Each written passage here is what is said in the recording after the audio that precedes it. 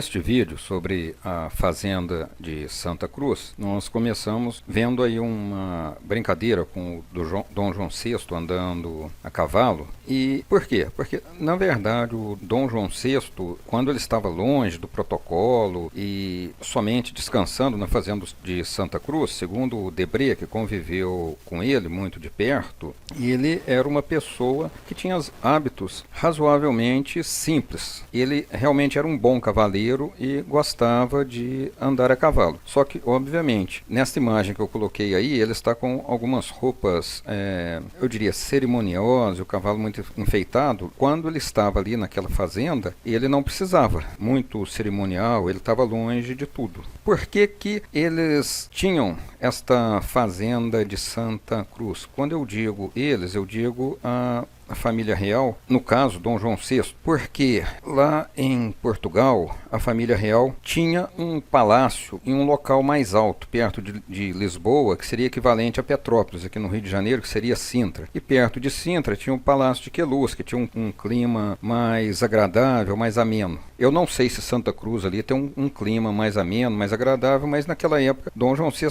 não tinha outra opção, não existia Petrópolis. Então a chance deles de descansar, ficar um pouco longe do cerimonial, era indo para esta fazenda de Santa Cruz, onde existia também um antigo convento dos jesuítas que foi transformado em palácio e uma capela, que era usada por eles. Enfim, no tempo de Dom João VI, Petrópolis não existia. Foi Dom Pedro I que comprou um terreno naquelas terras altas, isto é, uma fazenda adquirida em 1822. Dom Pedro I retornou a Portugal em 1831.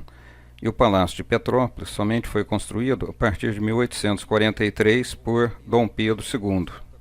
E quem usou mesmo a fazenda de Santa Cruz como um local recreativo foi o Dom João VI e o Dom Pedro I.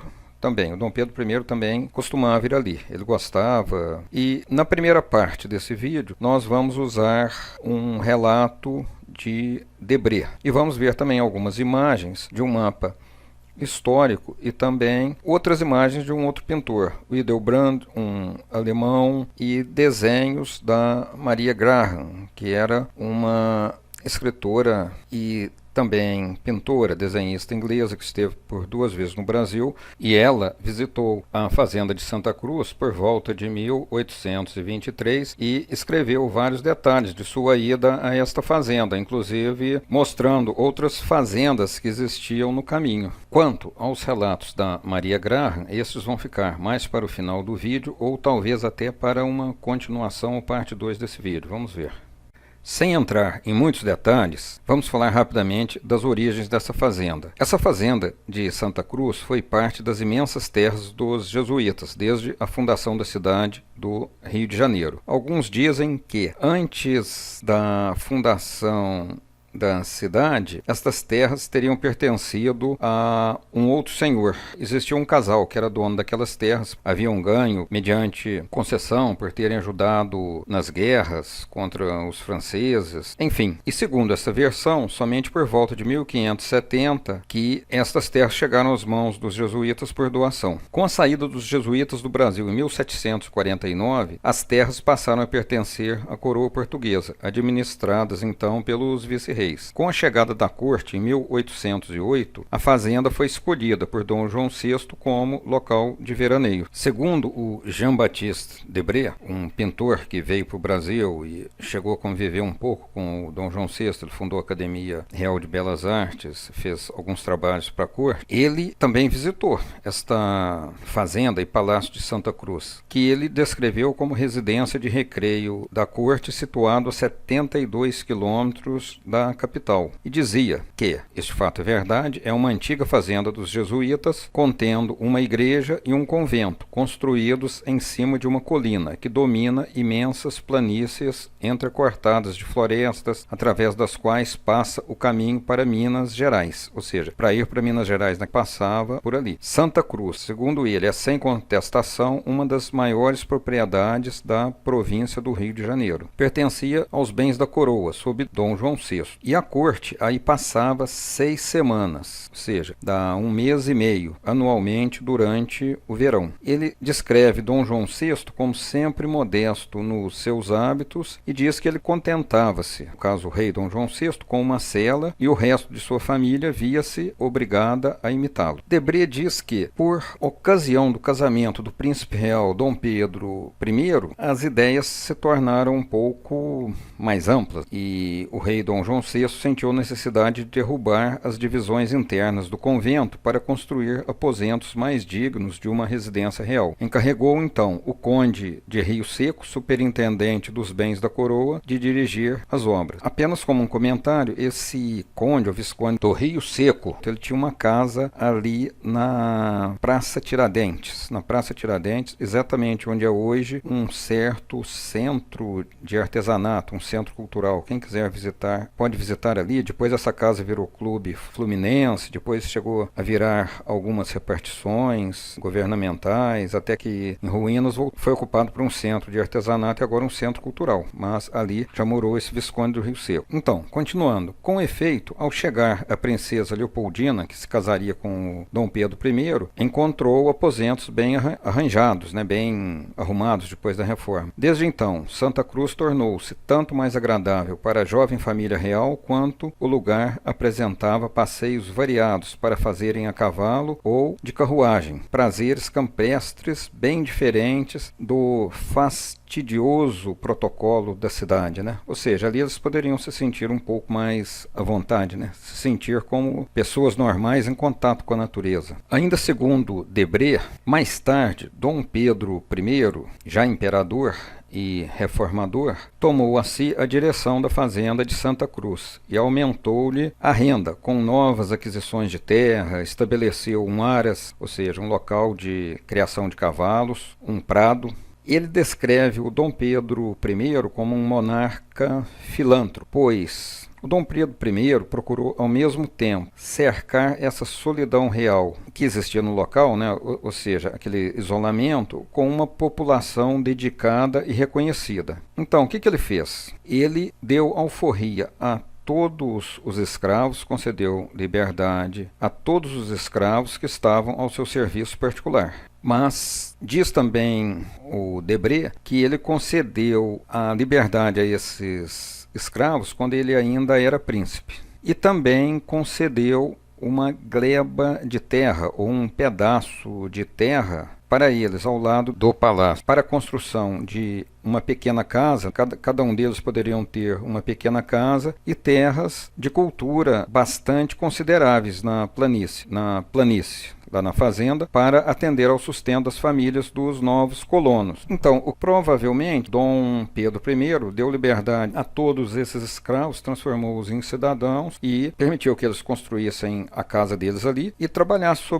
provavelmente sobre o sistema de meieiros. Provavelmente usava a terra dele, dava uma parte para ele, ficava outra parte com esses novos colonos. Diz o Debré que o direito de propriedade incentivou a dedicação desses novos cidadãos, aos quais desenvolveram os diferentes tipos de atividades úteis aos viajantes de Minas, chegando pouco depois a oferecer-lhes um pouso cômodo numa estrada bem pouco frequentada. Então, o que aconteceu? Esses escravos, alguns deles chegaram a construir uma casa de pouso para quem viajasse para Minas, para que pudesse pousar lá, tomar uma refeição, seja o que fosse, Diz Debré que, no momento em que ele escrevia esse texto, essa aldeia de Santa Cruz, que se formava ali ao redor dessa fazenda, era honrada a miúde com a presença do soberano, cuja colonização data apenas de 1822, aumentada com algumas casas burguesas das autoridades locais. Conta com uma população numerosa e ativa para a época. Ou seja, esta chamada aldeia de Santa Cruz surgiu a partir de 1822. Ainda segundo Debré, ele diz: preparavam-se no ano que precedeu a partida de Dom Pedro I, tanto no interior do palácio e da igreja, como nas dependências da propriedade, obras consideráveis, construção de oficinas, usinas, etc. Pensava-se também abrir um canal para o mar, a fim de facilitar a exploração desse imenso domínio imperial. Mas enfim, o que se diz aqui com o relato do Debré é que o Dom Pedro I dinamizou muito esta fazenda, né, com a construção dessas oficinas, usinas, etc. Fez o que poderia talvez se chamar uma das primeiras reformas agrárias no Brasil, não sei se poderia se dizer isso. Enfim, o Debré chamou o Dom Pedro de uma pessoa boa, e realmente existem relatos que o Dom Pedro I ele era meio malucão, ele era meio estourado, explosivo, mas no fundo ele era uma pessoa, assim, digamos, muito bondosa. Outro aspecto interessante que deve-se dizer também é com relação à concessão de liberdade a esses escravos que trabalhavam para o Dom Pedro I, provavelmente ele fez isso não só talvez por princípios pessoais, que ele nasceu na Europa. Na Europa não era permitido escravidão lá no continente europeu, não se usava isso. E ele era casado com essa dona Leopoldina, que também veio da Europa, e aquilo ali provavelmente isso chocava essas pessoas que vinham de um continente mais avançado. Então, o que aconteceu foi isso. Provavelmente eles não se sentiam muito bem com essa situação. Então preferiram conceder liberdade àqueles escravos, né, que se tornaram trabalhadores livres, podendo cultivar um pedaço de terra, e o Dom Pedro I, com toda certeza, ficou em paz com a sua consciência e quite com seus princípios, pelo menos no que tanja às suas relações e domínio pessoal. Nesta parte do vídeo, nós vamos analisar as imagens uma a uma e também comparar com imagens atuais. Nessa primeira imagem, nós estamos vendo Santa Cruz vista de cima, e onde eu estou apontando, nós vemos onde era o palácio e a igreja. Na verdade, a construção é a mesma, só que ela foi reformada e foi utilizada para uma escola militar. Ali nós vemos também aquela praça em frente e aquele crucifixo, que talvez seja a única reminiscência mais fiel daquela época. E aquelas casinhas do lado dos colonos se transformaram em residências a partir do que deve ter sido um novo arruamento ou demarcação de ruas. Entretanto, com alguma similaridade de disposição quanto aos tempos remotos. Podemos perceber que era uma área muito ampla e plana. Segundo Debré, o antigo convento e palácio ficava sobre uma pequena colina, mas ao redor uma planície. Então aqui, dando um zoom nesta imagem, podemos ver a grande extensão de área plana ao redor da antiga sede da fazenda. Agora, se atentem para um detalhe. O Debré representou todas essas casas, possivelmente colonos, com telhados que aparentemente são de telhas de barro, né, colonial. Ou será que não? Enquanto a gravura de Debré é de cerca de 1820, a de Hildebrand, esse pintor alemão, de 1844. Praticamente um desenho, não sei se é carvão, feito com bem menos detalhes, e ele fez duas vistas. Uma observando de cima a fazenda, o palácio e a igreja, e outra num plano como se estivesse rente ao chão, uma pessoa em pé por ali.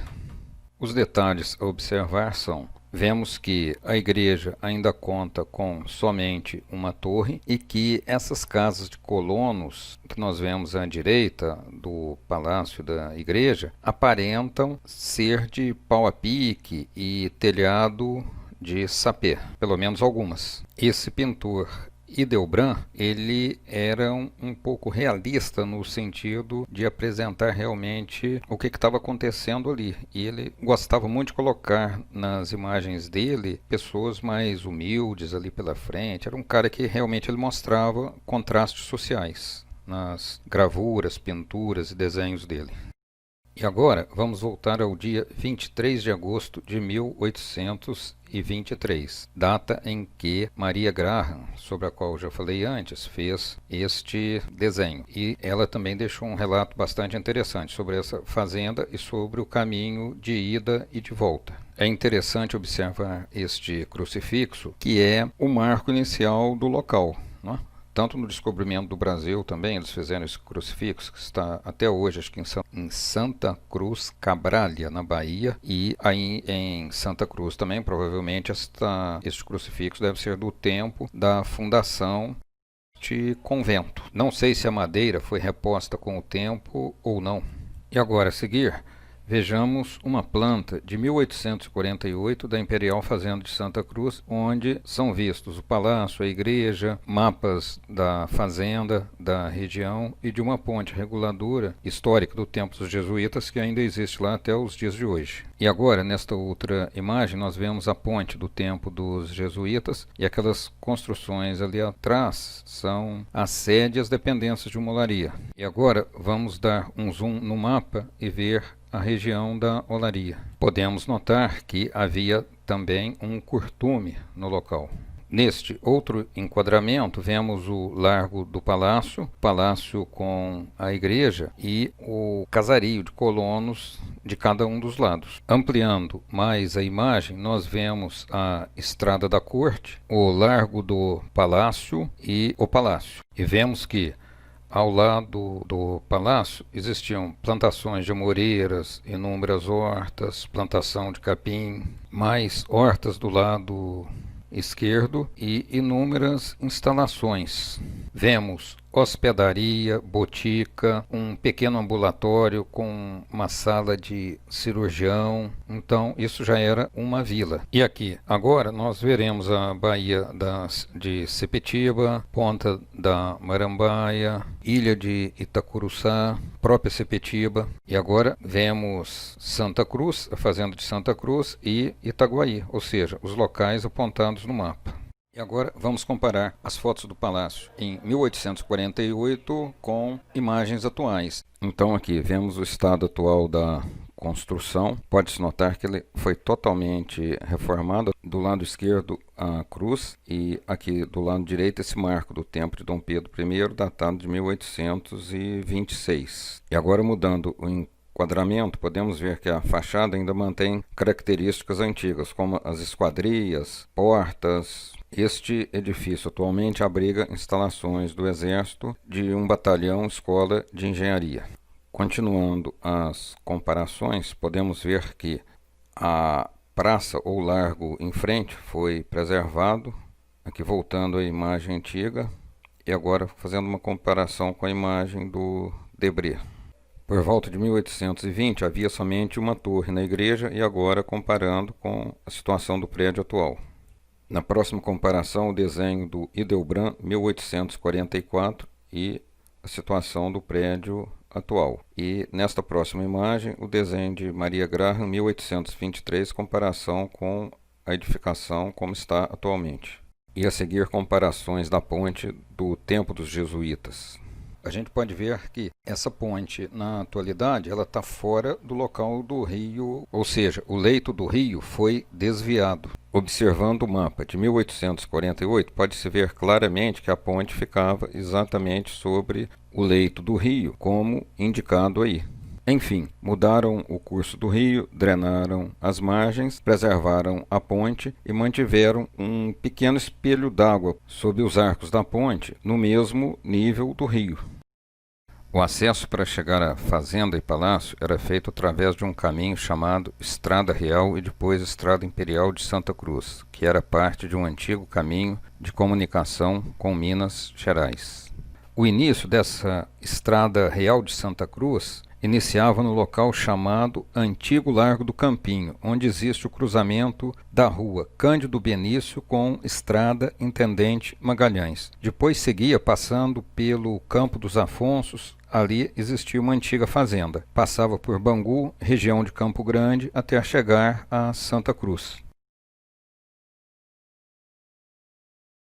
Antes de finalizar esse vídeo, nós vamos voltar a essa imagem do Debré, da fazenda de Santa Cruz, e vamos olhar essa imagem, fazer uma analogia com uma planta feita em 1826, mais ou menos nesta época. Essa planta, inclusive, tem alguns trechos, frase em francês, talvez possa até ter sido feita pelo Debré, embora eu não vi assinatura. Neste primeiro enquadramento, vamos ter uma visão geral da planta da fazenda, vendo desde o início da entrada da estrada da corte até os fundos dessa fazenda, ou seja, das áreas que estão mais construídas, mas essa fazenda era enorme. Então, observe aqui neste enquadramento que nós vemos o palácio, a igreja, a cozinha em uma enorme construção separada, a carpintaria, vemos a cruz em frente ao palácio e a igreja e o largo do palácio, aquela praça. Mais acima pode-se ver a escola de música, sim, lá havia uma escola de música, o telégrafo semafórico, o telégrafo de bandeiras, quem quiser saber sobre isso tem um vídeo nesse canal, e ali uma ala de antigas cesalas.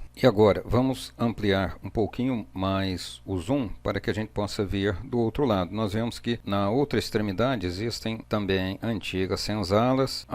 Entre este casario, onde eu aponto, estavam os alicerces para uma nova igreja. Existia também um prédio de serraria e a carpintaria, como já dissemos. Inúmeras hortas cercavam essa fazenda. Então aqui está apontado uma destas hortas. Agora, vamos deslocar novamente esta planta para ver o que existia do outro lado. Aqui nós estamos vendo o palácio, onde eu estou apontando, um pouco acima o local do telégrafo, escola de música, casas que eram antigas senzalas, a casa da administração, casa do superintendente, mais uma ala de antigas senzalas e uma chamada estrada do comércio, ou rua do comércio, onde haviam provavelmente estalagens, local onde as pessoas podiam fazer refeição quando talvez estivessem viajando aí para São Paulo. Vemos também uma pequena prisão para manter a ordem do local e o local de um armazém e também um poço apontado aqui. Deslocando o enquadramento desta planta um pouco mais para cima, acima da Rua do Comércio, nós vemos ali